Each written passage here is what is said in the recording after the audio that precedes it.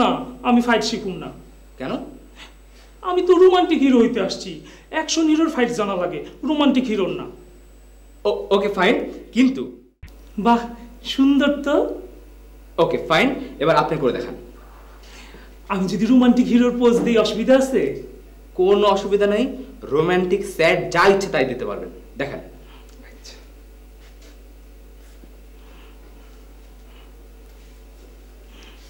ওগো প্রিয়তমে, আমার এই লাল গোলাপ তোমার জন্য।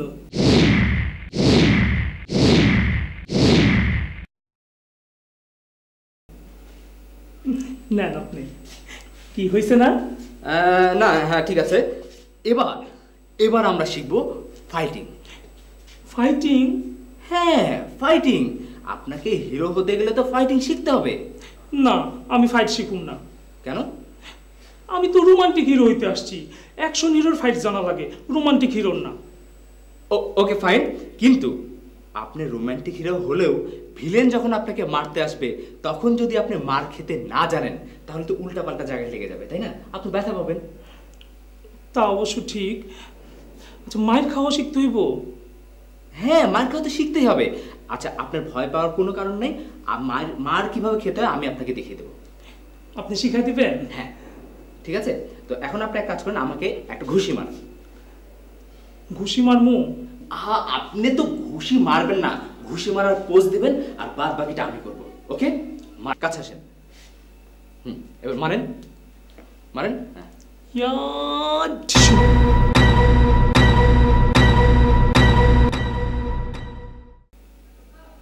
কিন্তু এটা কি মারলেন? এটা রোমান্টিক হিরোর ঘুষি দিলাম। রোমান্টিক হিরো ডিসিম দিলে তো হবে না। ভিলেন আপনাকে কি ওয়ার ডিসিম করে মারবে? ভিলেন কিভাবে মারবে? এত জোরে মারেন কেন? আস্তে মারতে পারেন না? ঠিক আছে, তো আপনি যেভাবে ব্যথা পাইছেন এইভাবে যেন আমিও ব্যথা পাই। ওকে, এরকম জোরে মারবেন। ওকে, এইভাবে না, এই মারেন। আচ্ছা, জোরে জোরে মারুন তো। হ্যাঁ, জোরে মারেন, জোরে। ইয়া ঢিসুম, ইয়া ঢিসুম ঢিসুম ঢিসুম। আপনি উয়া করেন না কেন? ফিল্মে না সবাই ঢিসুম ঢিসুম করলে উয়া করে? তাই?